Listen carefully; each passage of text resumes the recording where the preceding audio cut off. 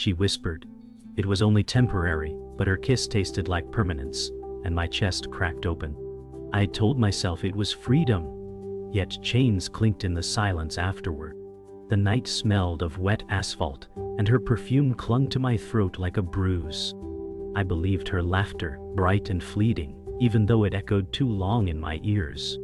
Ethan said, "No favorites," but his eyes betrayed him every time she walked in the room. I clung to rules written in fragile ink, knowing one storm would wash them away. Her hand lingered on mine, and it burned like betrayal wrapped in velvet softness. I wasn't afraid of losing them. I was afraid of becoming invisible inside their love. The moment stretched, cruel and endless, as if fate paused to savor my breaking. I swore I could handle polyamory, but that night I became the ghost of my own promise. Ethan laughed too loudly, like sound could mask his guilt. Ava's eyes met mine across the table, sharp as glass, daring me to acknowledge what I saw. I told myself it was harmless, yet my stomach coiled tight. I reached for my glass, hand trembling, pretending to savor the wine while I swallowed the truth.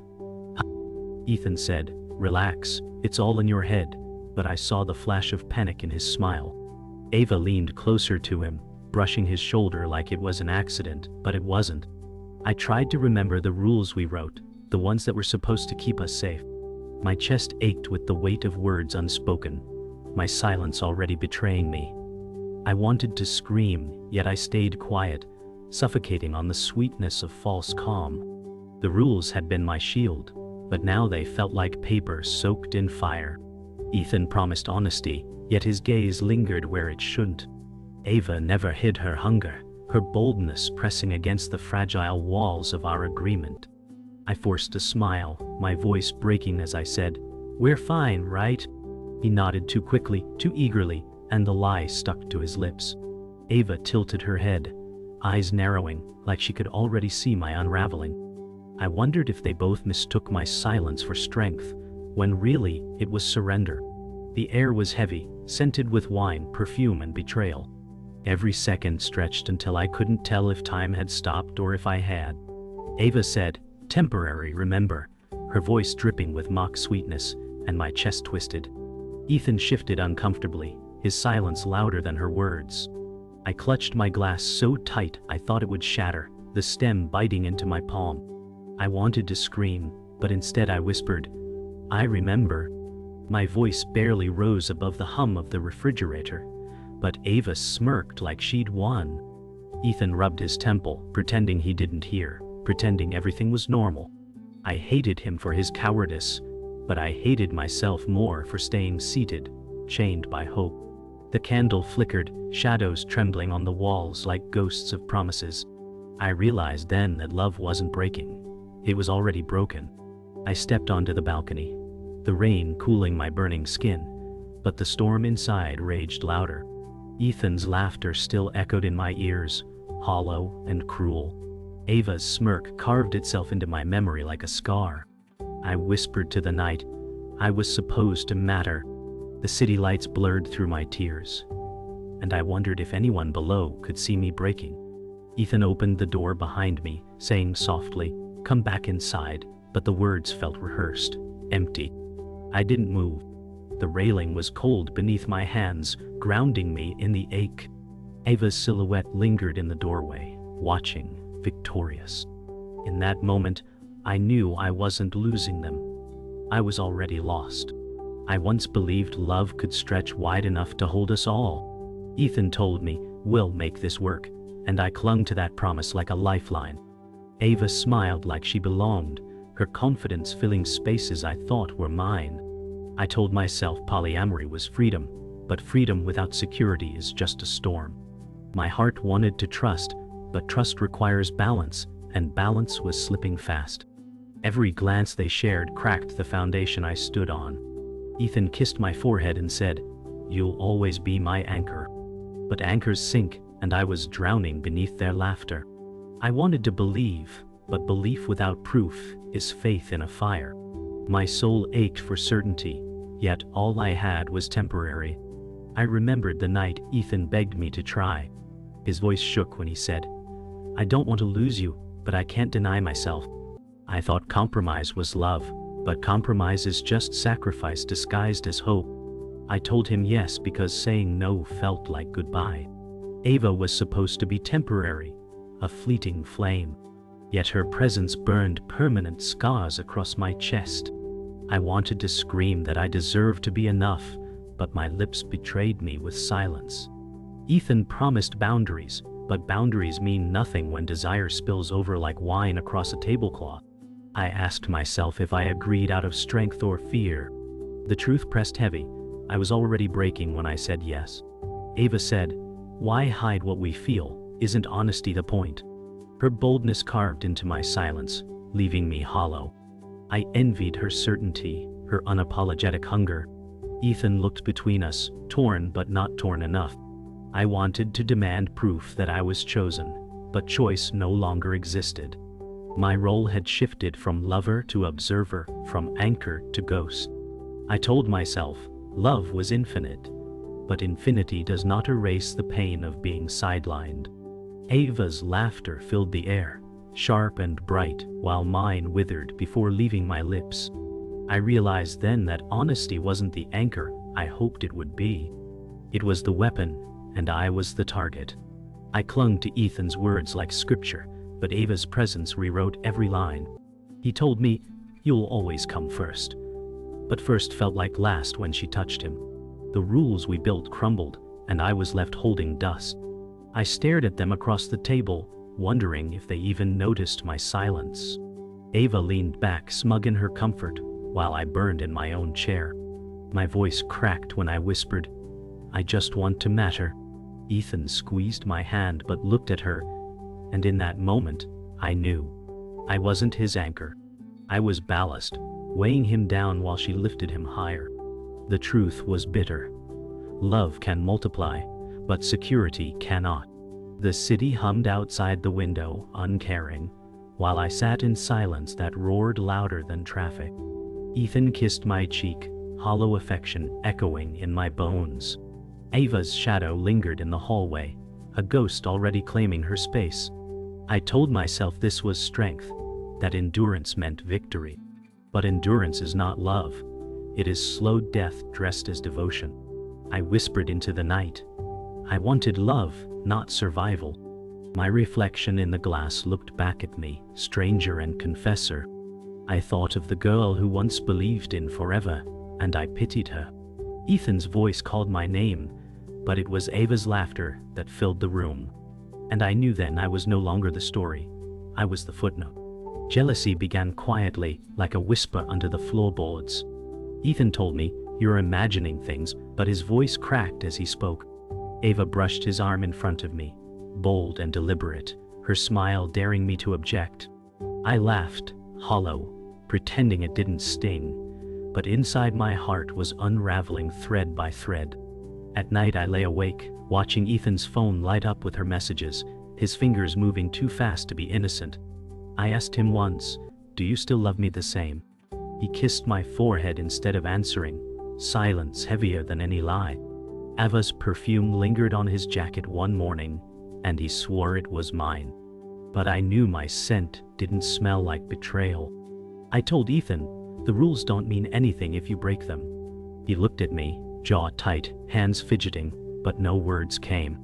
Ava smiled knowingly, like she already owned the space between us. The dinners became unbearable, laughter that excluded me, glances I wasn't meant to catch. My heart wasn't jealous of their closeness. It was furious at being erased. Ethan insisted, "You're still my priority," but his eyes betrayed him again. I wanted to scream, to throw the rules back in his face, but I swallowed the rage. My silence tasted of blood. Ava leaned over, whispering something only he could hear, and he laughed. That laughter was the knife, and I bled invisibly at the table. "One night," Ava said, "why keep pretending? He's already halfway mine." Her words shattered whatever scraps of denial I had left. Ethan froze, torn, but he didn't defend me, and the silence screamed louder than betrayal. I whispered, "We agreed on honesty, not cruelty," but she laughed, unrepentant. Ethan reached for my hand, but his palm was colder than stone, his grip hollow. I realized then that rules can't cage hunger, and promises don't hold when desire roams free. The walls of our apartment felt smaller, like Ava's presence was expanding, pushing me out of my own life. I looked at Ethan and saw not my partner, but a man afraid to choose. That fear cut deeper than her words. The tension poisoned even the smallest gestures. Ethan pulled away when I touched him, his excuses flimsy. Ava's laughter filled the spaces where my voice used to be. I whispered to myself, "This isn't love, this is survival," but still I stayed. Ethan said, "Don't overthink it," as if my pain was paranoia. Ava tilted her head, her gaze daring me to leave, knowing I wouldn't. I tried to smile, to reclaim a fraction of dignity, but it cracked before it reached my lips. The bed felt colder, the dinners shorter, the silences longer. Every day chipped away at my place in his heart, until I wondered if it still existed. The truth pressed against my chest. I was already fading. The cracks no longer hid beneath the surface. They screamed in every look, every silence. Ethan promised, "We'll fix this." But his words were empty echoes. Ava's presence was no longer temporary. She was permanent, stitched into the fabric of our lives. I said, "You're choosing her," and he replied too quickly, "No, I'm choosing us." But his eyes betrayed him, flicking toward the hallway where she lingered. My chest burned as I realized I wasn't fighting Ava. I was fighting his refusal to let me matter. I wanted to leave, but my legs refused, chained by love's cruel hope. The truth sank in. I wasn't loved less. I was loved differently, and differently meant I was disposable. The truth arrived like a storm breaking glass. I found Ethan's phone buzzing on the counter, Ava's name glowing in the dark. My stomach twisted as I opened the thread. Words spilled across the screen. "I love you, not her." My breath caught, my chest burning as if fire lived beneath my ribs. Ethan walked in, eyes wide when he saw me reading, and silence collapsed around us. I whispered, "Not her," but my voice shook like a stranger's. He reached out, stammering, "It's not what you think," yet his face betrayed him. Ava's laughter echoed from the hall, as if the message belonged to her lips already. My world cracked open. The rules didn't break, they disintegrated. I shouted, "You said no favorites." My voice cracked like thunder through glass. Ethan tried to reach me, his hands trembling, but I recoiled as though his touch would burn. Ava stepped inside, unapologetic, her presence heavier than words. She said softly, "Why pretend anymore?" And Ethan dropped his gaze. My knees buckled under the weight of betrayal, yet I refused to fall. "You chose her," I whispered, the syllables slicing me open. Ethan begged, "I love you both," but the lie shriveled in the air. Ava didn't look guilty, she looked victorious. I realized then the worst betrayal wasn't her boldness, but his silence when she claimed what was mine. The apartment became battlefield and witness. Ethan pleaded, "It's complicated." But complication is cowardice dressed in excuses. Ava stepped closer, saying, "He's happier with me." The words cut deeper than any blade. I whispered, "Then why keep me?" But Ethan had no answer. The silence told me everything. My reflection in the window showed not a lover, but a shadow clinging to memory. I remembered when he called me his anchor, and laughed bitterly at the irony. Anchors don't hold when the ship sails towards someone else. Ava's hand slid into his, bold, unapologetic. He didn't pull away. My chest caved with the realization. I wasn't losing him. I'd already been replaced. I screamed, "You promised me forever." The words cracked, raw, echoing against walls that once held laughter. Ethan whispered, "I didn't mean for this to happen," but the apology was ash in my ears. Ava stood between us now, not as intruder but as center, and he let her. My voice broke as I asked, "Was I ever enough?" But he couldn't speak. Ava said coolly, "She was always temporary." The line I once dismissed as harmless now burned like prophecy fulfilled. My legs gave way, and I sank to the floor, breath shaking. Ethan hovered, torn between reaching for me or clinging to her. That hesitation was my answer, more brutal than any confession. The twist wasn't Ava's boldness. It wasn't Ethan's lies. The twist was my reflection staring back at me from shattered pieces of glass, whispering the truth I refused to admit. I wasn't invisible because they made me so. I was invisible because I stayed when I should have left. Ethan's voice cracked as he said, "I never meant to hurt you, but intention is meaningless when the wound is mortal." Ava reached for his hand again, and this time he didn't hesitate. My lips trembled as I whispered, "You've already chosen." The silence afterward was the loudest sound I'd ever heard. Love wasn't infinite, after all. It had always been subtraction, and I was the number erased. The storm broke inside the apartment. I shouted, "You lied!" My voice rattled picture frames as tears blurred my vision. Ethan begged, "Please, let me explain," but explanations were ash in a hurricane. Ava stepped forward, fearless, her lips curled in disdain. I screamed, "You stole him!" But even as the words left my mouth, I knew he had given himself away. My chest heaved, breath tearing through me like glass. Ethan grabbed my arm, saying, "Don't walk away," but his grip felt like chains. Ava laughed, sharp and cruel, cutting through the chaos. I realized then this wasn't love unraveling quietly. It was love tearing itself apart, thread by bloody thread, and I was at the center of the wreckage. I broke then, my voice raw as I cried, "You promised forever, Ethan." His face twisted in pain, but his silence screamed louder than any denial. Ava's eyes glittered with triumph, and she whispered, "Forever isn't what you think it is." I wanted to claw the air, to rip away the lies that choked me. My knees threatened to give out, but anger kept me standing. Ethan said, "I love you both," desperation dripping from every syllable. I spat back, "That's not love, that's cowardice." The walls shook with the force of my words, and even Ava's smirk faltered for a heartbeat. But Ethan only looked down, his shame filling the space between us until I couldn't breathe. The room became fire. I hurled the wine glass against the wall, shards exploding like my chest. Ethan shouted, "Stop," his voice cracking, but his fear wasn't for me.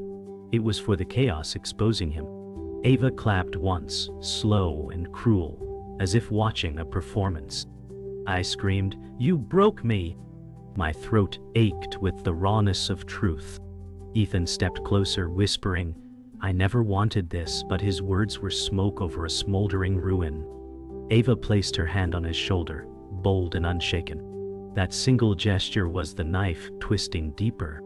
My vision blurred with tears, rage, and grief until the room spun. This wasn't just heartbreak. It was execution by betrayal. I collapsed onto the floor, my body trembling from rage and grief colliding. Ethan crouched beside me, whispering, "I love you," but his eyes betrayed him as they flicked toward Ava. My voice shattered into sobs as I said, "Then why does it feel like I'm dying?" Ava circled us like predator and prey, her heels clicking on the hardwood. "Because you were never strong enough to share him," she said coolly, her words venom. I wanted to scream, but all I could do was choke on the truth. Ethan held my shoulders, but I felt no safety in his arms. He wasn't my anchor anymore. He was the weight pulling me under. The climax wasn't words or tears. It was the silence that followed, suffocating and final. I whispered, "Choose," my voice barely audible, but it cracked through the air like thunder. Ethan froze, eyes wide, breathing uneven. Ava's smirk returned, certain of the answer before it came.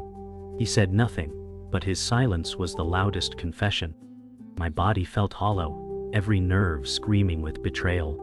I stood slowly, trembling, whispering, "Then I choose for you." Ethan reached out, but I stepped back, his hand catching only air. Ava smiled, triumphant, while I shattered in quiet dignity. The climax wasn't their betrayal. It was my realization. I was no longer pleading to be loved. I was demanding to be free. The night after the fight stretched into eternity. I sat on the balcony, wrapped in silence heavier than any scream. The city lights blurred beneath my tears, neon bleeding into rain-streaked glass. Ethan slept inside, or pretended to, while Ava's laughter echoed faintly through the walls like a cruel reminder of what was lost. I whispered to the dark, "Love doesn't vanish. It withers, it decays, it rots from within." The truth sank in like stones dropped into deep water. I wasn't afraid of being alone. I was afraid of realizing I had been alone all along, even when I was with him. The rules, the promises, the fragile boundaries we built were now ashes at my feet. I thought endurance was love, but endurance was just waiting for destruction to finish its work. I breathed in the cold air and let the truth carve me open. I wasn't loved less. I was unloved differently. Morning came like an unwelcome stranger. Sunlight crept across the floor, exposing broken wine glass, crumpled napkins, shadows of last night's war. I rose slowly, my body heavy, my heart even heavier. Ethan stood in the kitchen, eyes hollow, hands fumbling with a coffee mug he never drank from. He whispered, "I didn't want to hurt you," but his words were shards I couldn't step on without bleeding. Ava emerged from the bedroom wearing his shirt, unashamed, her gaze slicing through me like glass. I realized then that apologies can't rebuild what was willingly destroyed. The silence between us was no longer heavy with tension. It was final, absolute, a graveyard of promises. I poured myself water, the glass shaking in my hand, and thought, survival isn't peace. Survival is just what's left when love abandons you. I walked through the apartment like a stranger in my own life. Every corner carried ghosts. Our first kiss on the sofa, whispered secrets in the kitchen, promises under the bedroom light. Each memory now twisted, poisoned by betrayal. Ethan followed me saying, "We can fix this," but his voice sounded weak, desperate, and I knew he was lying to himself. Ava sat on the sofa, calm as if she'd always belonged there, her presence rewriting my history in real time. My chest ached with a new kind of grief. Not just losing them, but losing myself inside them. I whispered, "I don't even recognize who I am anymore." Ethan flinched but didn't deny it. Ava smiled faintly, as though she had already claimed victory. The home I once built for love had become my cage. By evening, I packed a small bag. Not everything, just enough to remind myself I still existed outside of them. Ethan begged, "Don't go," but his plea sounded rehearsed, like an echo he'd spoken before. Ava said nothing, only watched, her silence more powerful than words. I wanted to believe leaving would be liberation, but my body trembled as I folded shirts into the bag, each fabric piece soaked in memory. I whispered, "I loved you enough to stay," and Ethan's eyes filled with tears, but still he didn't move toward me. That stillness was worse than rage, worse than rejection. It was apathy dressed as love. I zipped the bag, each sound like a nail sealing a coffin. I wasn't just leaving a man. I was leaving the version of myself who thought survival was love. When the door finally closed behind me, it wasn't triumph I felt. It was devastation wrapped in hollow strength. The street was alive with neon and strangers, but inside me was silence so sharp it could cut bone. Ethan didn't follow. Ava didn't stop me. Their choice was already made long before my bag was zipped. I walked slowly, each step heavy with the ghost of promises.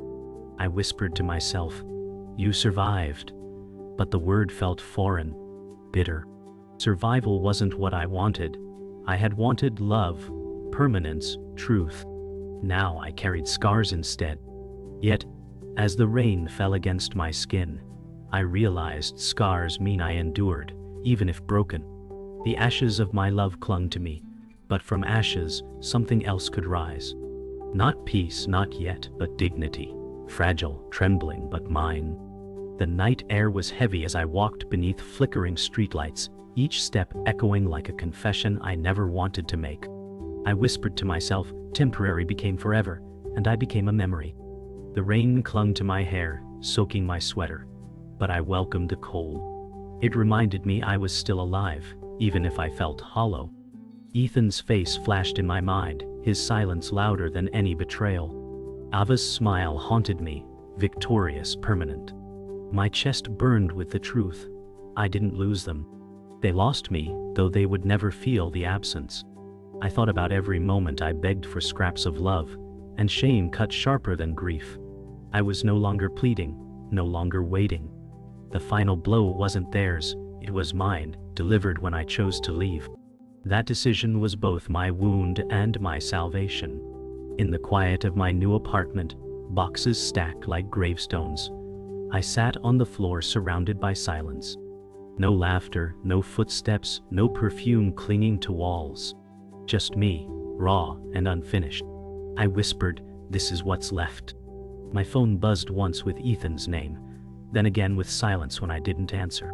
I stared at the screen until the light faded, and for the first time I didn't feel pulled to pick it up. Ava could keep him. He was no longer mine to lose. I thought about how love can make you believe survival is victory. But survival isn't triumph. It's emptiness that breathes.